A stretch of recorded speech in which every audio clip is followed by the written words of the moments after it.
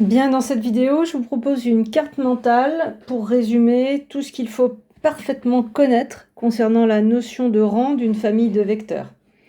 Donc on imagine que vous avez une famille de vecteurs déclarés, U1, UP, donc voilà, P vecteur dans un espace vectoriel E, souvent inusuel bien sûr. Et donc, première chose à connaître, c'est la définition du rang. Il faut la connaître par cœur. Le rang de la famille F, c'est la dimension de l'espace engendré par F. Et cet espace, évidemment, il se note vect de F. Donc, le rang d'une famille, dimension de l'espace engendré par la famille. Surtout, ne me mettez pas dim F. Je vous rappelle que la dimension d'une famille, ça ne veut rien dire. J'ai la famille F, et à partir de cette famille, j'ai l'espace engendré par F avec sa notation par défaut, vect de F. Ici. À partir de cette définition par cœur, il y a des choses qu'on peut déduire facilement et qu'il faut automatiser. Puisque le rang, c'est la dimension de l'espace engendré par F. Eh bien, vous savez que cet espace vect de F, c'est un SEV de E, de l'usuel. Du coup, si E est de dimension finie, eh bien, la dimension de ce vect de F, c'est inférieur ou égal à dim E.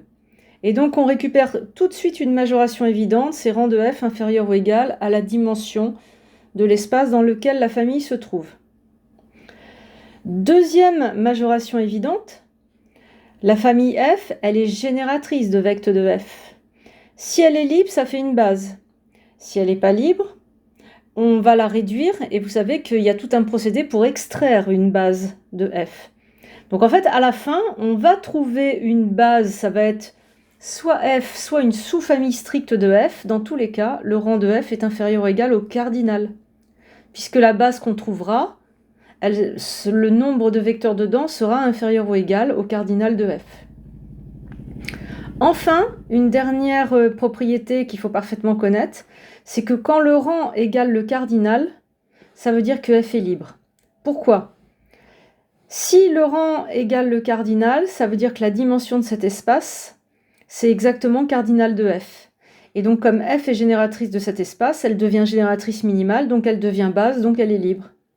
Et réciproquement, si elle est libre, eh bien, elle est libre et génératrice de vect de F, donc ça fait une base de vect de F, donc le rang c'est le cardinal. Si vous n'êtes pas capable de repenser tout ça rapidement dans votre tête, alors il faut l'automatiser. Parce que tout ça, on s'en servira très souvent. Mais bon, normalement, on connaît la définition et on a compris ce que ça implique. Et on met ça dans une carte mentale pour pouvoir l'utiliser. J'ai ajouté 2 connexions à cette carte mentale qui seront très utiles également. Première connexion ici, vous prenez une sous-famille libre de la famille F. Eh bien, le rang de F, il va être supérieur ou égal au cardinal de L. En effet, votre sous-famille libre, soit c'est une base du vect de F, et voilà, le rang de F serait égal, soit c'est pas une base et on peut compléter avec des éléments de la famille F qui est génératrice, avec le théorème de la base incomplète. Donc bref, pareil, soit vous le comprenez, soit vous l'automatisez. Vous avez une minoration du rang par le cardinal de n'importe quelle famille libre à connaître. Et puis, dernière connexion, qu'on utilisera également très souvent, là. Vous avez le rang de votre famille, U1UP, eh bien, ça sera le rang de la sous-famille stricte U1UP-1 si et seulement si le vecteur que vous avez supprimé ici pour votre rang, il est combinaison linéaire de U1UP-1. C'est une autre façon d'expliquer que vect U1UP égale vect U1UP-1 si et seulement si UP est combinaison linéaire DUI jusqu'à P-1. Même chose à connaître. Et donc, le plus simple, c'est qu'on fasse, comme d'habitude, un exemple pour manipuler cette carte mentale. Et on fera ça dans la vidéo 2.